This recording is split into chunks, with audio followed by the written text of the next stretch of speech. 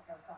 Ja Suomen kakkonen siis pikkuhiljaa jälleen sitä johtaa Aleksander Barkov 16, laidalla 36, Jussi Jokinen ja 72, 5 Kihautta paukuttanut Tuomas Donskoi. Anssi Salavalla 28, 7 puolustaja Parja, kun Donskola on kiekko, häntä puolustaa sillä Jakob Nakladal, joka on pelannut 21,5 minuuttia vähän ylikin Tšekin puolustuksessa ja on siis Tšekkien puolustuksen ykkösnimi ollut toistaiseksi TPS-puolustaja, joka todella on noussut kovaan rooliin tässä turnauksen edessä.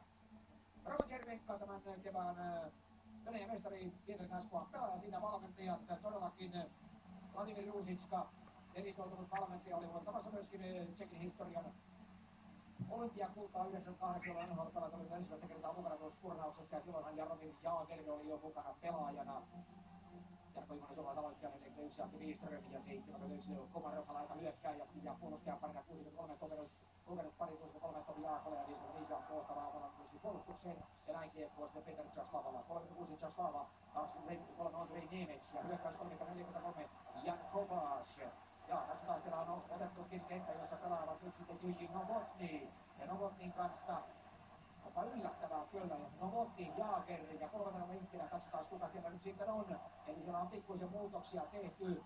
Siellä hyökkää nyt Roman Jervenka täällä toisessa laidassa. Sitten tulee Novotnyn paikkaan ja ne paistuu siinä laukauksessaan. Aika vapaasti pääsee siinä kokenut Novotny pelaamaan. Ja kyllähän tämä hermostuneesti on lähtenyt liikkeelle. Seuraava Suomen hyökkäys lähtee tästä liikkeelle. Sieltä tulee Komarov ja pelaa laitaan.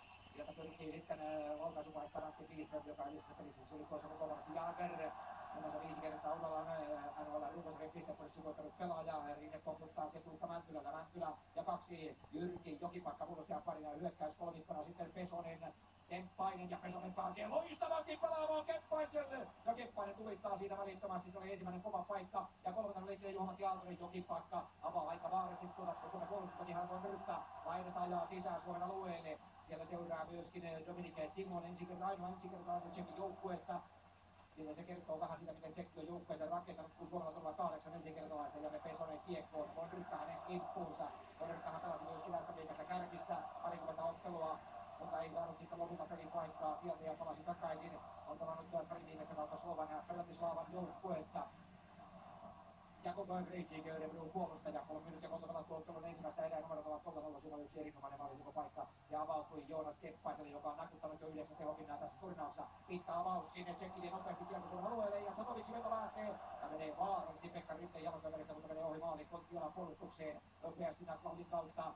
Sitten Jan Kolás, pakki numero 29, Vladivostokin puolustaja, sitten jälleen veto sieltä viivalta, jonka suomalaiset katkaisivat.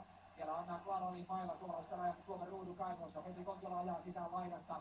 Ja näin yleisö rajusti kannustaa täällä, kun Suomi pyrkii kiekkoa pelaamaan. Sen ei kannustaa pyri, vaan pelaa myöskin Nakladal nopeasti keskustaan. Ja sieltä löytyy Dominique Simon jälleen, jota Tšekki vaihtaa. Niin Tšekki on käyttänyt nyt jo kaikkia hyökkääjiä tässä ottelun ensimmäisen 3,5 minuutin aikana.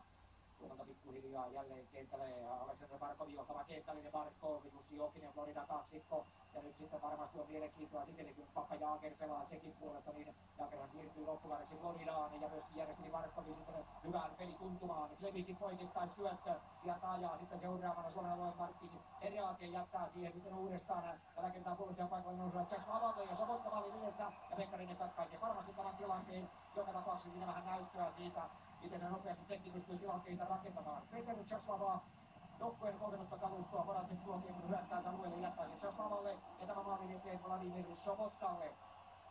Sobotkahan pelasi viime kaudella siis Luisissa, mutta tällä kaudella Lomskissa teki